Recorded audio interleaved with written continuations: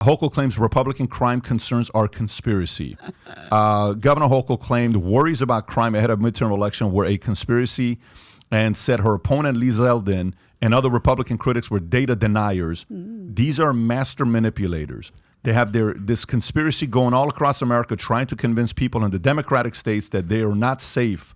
Well, guess what? They're also not only election deniers, they're also data deniers. Safe places are the Democratic states, she said. Murders were down 14% in New York City compared to last year, but all other major crimes were up, including 33% rise in robberies, and police statistics show. Yet when you hear her say stuff like this, here's what I ask myself, because she said this on the show yesterday. Does the voter believe her?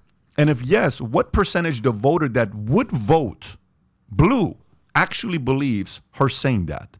What do you think the voters thinking about? So the voters don't believe her because this is a you don't see what you actually see liberal. She's out there, she's a big government girl. And this has been her motto throughout, by the way, for the last year and a half or whatever it's been. You don't see what's actually happening. You don't feel it. You're not really afraid to walk to the grocery store. And people are like, no, actually, I am. So that's not going to be a successful argument. The problem in a place like New York is that you have a bunch of voters, and this happens in very liberal cities oftentimes, where they will vote Democrat regardless. You could put Fidel Castro on the voting ballot. They don't care. It's like D, he's check. running? They won't care. They would Both vote sides something do that, in. to be both fair. Sides, Yeah, both sides do that. absolutely do that. The problem is that when she's the problem, you need someone to, what you need is a voter to say, this stuff's not working. Maybe I've always been a lifelong Democrat. Maybe I support the ideals of the party as they once were. This stuff is not for me. What's more important to me right now is my safety and security and the safety and security of my family. End of story. And they have to call her bluff. So they have to be willing to say, sorry, Kathy. And by the way, allow yourself to be insulted by this because, again, this is the left infantilizing you. I talk about this all the time by saying, no, you're a little baby. You're a little baby and you don't actually feel what you feel. You need to be able to respond as a grown person. I don't care, liberal, conservative, Republican, Democrat, and say, no, actually, I do feel it. I do feel it. I had to, I'm afraid to walk my kid to school every day. And it's because of a lot of the policies coming out of liberal DAs in New York City that allow criminals to roam free. So have a response and feel okay with that. Even if you are a lifelong Democrat and that your commitment is to the party and the cause, something's gone wrong. Can she lose? I think she can lose. I don't. If I had to guess, I'd say she probably won't lose. But the fact that it's this close, in New York State tells you what's going to happen in other states around the country that are not New York, it's going to be a GOP sweep. But Jed, let me ask you, she took over after Andrew Cuomo was given the left hook. He's out. Yeah. So it's not like she had this sort of left mandate himself to be the governor. She was sort of the fill-in to replace him. It wasn't like there was this groundswell of people. We love Kathy Hochul, and she got elected. She was replaced. She got in. Clearly, things in New York have not gone well over the last few years. So it's not like there's this major base that she has, other than the traditional blue Democrat, liberal New York base. So anyway, I'm just pointing that out. It's not like she was elected. She was replaced. Part number two is, me, at least at this point in my life, it's very hard to just trust what politicians say in general, left and right, but especially during election season, during midterms. They're just going to say whatever they got to say to get elected, whether it's true, whether it's not true. I mean, we're living that in midterms right now. So of course she's going to say whatever she's saying right now. Of course she's going to say, don't believe your lying eyes, just trust the process here. So she's going to do what she's got to do to stay elected. I think she will get reelected. Again, she's running for governor in one of the bluest states in the country. I think a couple months ago, she was up by 20 points. I think it's narrowed to 6 or 7 or 8. That's still a quite significant lead, especially 1 week out.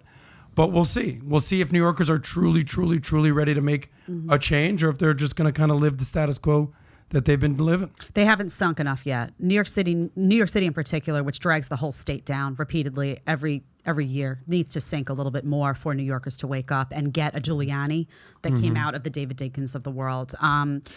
She wasn't elected, you're right, but she has governed as a Democrat would govern. She's done nothing different from any other standard, hard left Democrat in that position. She's done exactly what I would anticipate that any Democrat would do.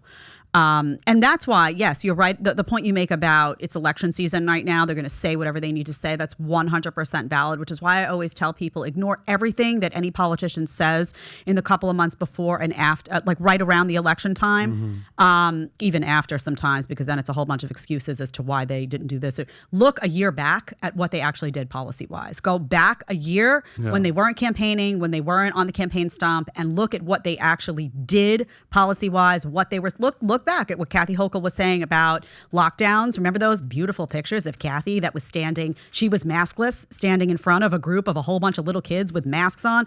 Look at what she advocated when it came to the lockdowns. What was she saying about mandatory experimental vaccines? What was she saying about all these things? Then you're going to know what her position actually is. Because right now, she's desperate. She's afraid. You think she's not looking and saying, I'm in New York State and Lee Zeldin is right on my tail? Yeah. Come on. What you're basically saying is roll the tapes. Look back a year ago. 100%. To see what people say. Yes. I haven't been following this Dr. Oz Fetterman race too close. I know. Sort of a national story because it's like, you take it. No, you take it. You take it. Nobody wants it. No, I don't think Pennsylvania wants either of them. Right. But if you look at Fetterman, and it seems like he's not the healthiest guy. I think he had a stroke like less than 6 months ago. But his response, one of the clips I did see, they were like, you've been against fracking.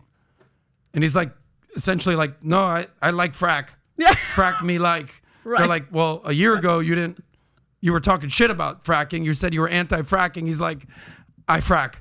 Me frack. That's like, basically, that's all you could say. That's actually a pretty good summary of what was said too. People at home, that's pretty close. Yeah. So me like fracky. Exactly. Yeah, and they did it's sad. I was about to say that. I saw his ad yesterday, and I was watching his ad, and this is his ad. Just so you know, look at my eyes, folks. Here's his ad. And he's reading. And he's just sitting there and he's just reading, reading. And you can tell it's just they're telling him what to say, and he's not saying it himself. It's not a true believer. If Oz loses, it'll tell you how much influence politics has, the fact that people just want to go just one side. Because prior to Oz running, what did the world think about Oz? People love Oz.